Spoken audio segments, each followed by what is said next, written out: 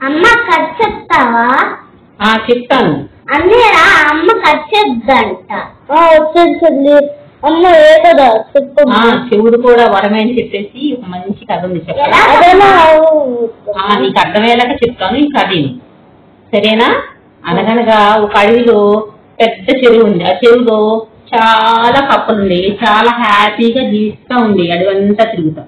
ఒక రోజు కప్పలన్నీ కలిసి కొండపైకి వెళ్ళి తిరిగి వస్తా ఉండగా అందులో 2 కప్పలు జారి పెద్ద గుంటలో పడిపోతే అవి పైకి రావడానికి ప్రయత్నిస్తుంటే చుట్టూ ఉన్న కప్పలన్నీ ఏం చేసినాయి, అయ్యో ఇది చాలా పెద్ద గొయ్యి, మీరు ఎంత ప్రయత్నించినా గోతు నుంచి పైకి రాలేరు, మీరు ఇంకా ఆ గోతులోనే ఉండిపోవాలి అని చెప్పినాయి. అయినా సరే ఆ 2 కప్పలు కొంచెం ప్రయత్నిస్తుంటే చుట్టూ ఉన్న కప్పలు మీరు ఎంత ప్రయత్నించినా మీరు పైకి రాలేదు, అలానే ఆ గుంటలో మీరు ఎక్కువ కాలం జీవించలేదు, దానికంటే మీరు చనిపోవడమే మంచిది అని చెప్పేసి వాటికి చెప్పినాయి.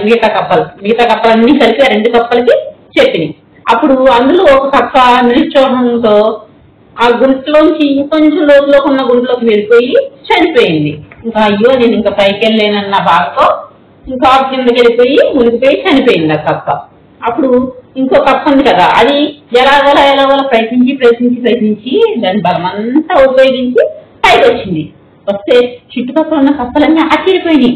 అవును నువ్వు పైకి ఎలా రాలేవు అని అడిగినాయి. అప్పుడు ఆ కప్ప మిగతా కప్పలు ఏం మాట్లాడుతున్నాయి అని వాటి ఫేస్ పైకి వాటి పెదల కదలికి చూసి అప్పుడు సమాధానం చెప్తే అప్పుడు మిగతా కప్పకి అర్థమైంది. ఏంటి, ఆ కప్పక చెవుడు కాబట్టి మిగతా కప్పలన్నీ నువ్వు రాలేవు అన్న కప్పల మాటలు దానికి వినపడలేదు కాబట్టి అది ఏం చేసింది, దాని బలాన్ని ఉపయోగించి పైకి రాగలిగింది.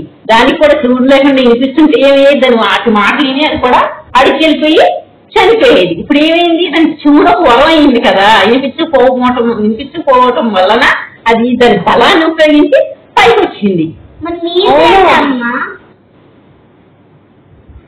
కొన్నిసార్లు మన బలహీనత కూడా మనకు బలంగా మారుతుంది అనేది ఇందులో ఉన్న నీతి. ఏంటంటే దానికి ఉన్న చెవుడు మూలాన్నే కదా అంతమంది చుట్టూ ఉన్న కప్పలు మాట్లాడుతుంటే అది చనిపోకుండా పైకి రాగలిగింది. దానికి కూడా చెవుడు లేకపోతే అది మాటలిని ఆ కప్పతో పాటు ఈ కప్ప కూడా చనిపోయేది. ఇప్పుడు ఏమైంది, మిగతా కప్పల స్మెల్లే కాకుండా ఈ కప్ప మాటలు వినకుండా పైకి రావడం వచ్చింది కాబట్టి అది బతకగలిగింది. ఓకేనా?